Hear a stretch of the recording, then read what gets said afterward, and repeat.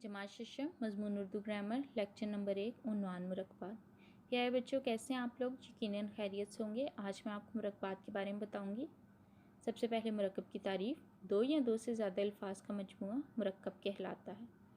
यानी एक अकेला लफ्ज़ कभी भी मुरक्कब नहीं कहलाएगा, जैसा कि इसके नाम से ज़ाहिर है। मुरक्कब अतफ़ी हरूफ अतफ़ से बनता है। उर्दू में 3 हरूफ अतफ़ हैं, और फिर। मसलन सुबह और शाम, दिन और रात, आया फिर गया। मुरक्कब इज़ाफ़ी हरूफ इज़ाफ़त से बनते हैं। उर्दू में हरूफ इज़ाफ़त हैं का, की, के, रा, री, रे, हमज़ा और ज़ेर। मसलन अली का कलम, सारा की किताब, अहमद के कपड़े।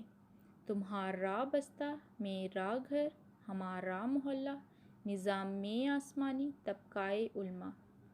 मुरक्कब जारी हरूफ जार से बनते हैं। उर्दू में हरूफ जार हैं पर, से, में, को, तक, अंदर, बाहर, पास, साथ, ऊपर, नीचे, दरमियान, आगे, पीछे, लिए, वास्ते।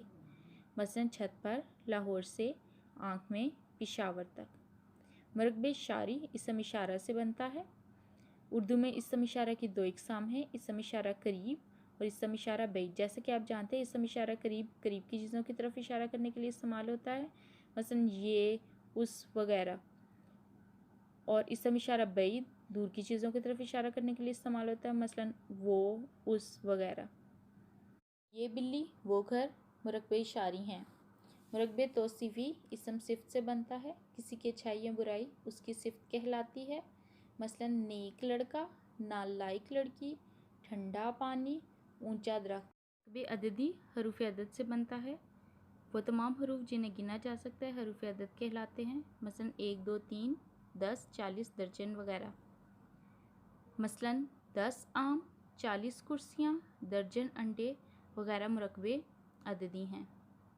मुरक्कब मिक़दारी जो चीज़ें गिनी नहीं जा सकती उनकी मिक़दार को ज़ाहिर करने के लिए चंद, कुछ, थोड़ा, कई, ज़्यादा जैसे अल्फाज इस्तेमाल किए जाते हैं, जिनसे मुरक्कब मिक़दारी बनता है। मसलन चंद लोग, कुछ बच्चे, थोड़ा सा दूध वगैरह। मुरक्कब ताबे मौजू। मुरक्कब ताबे मौजू में दोनों अल्फाज का बामायनी होना बहुत ज़रूरी है।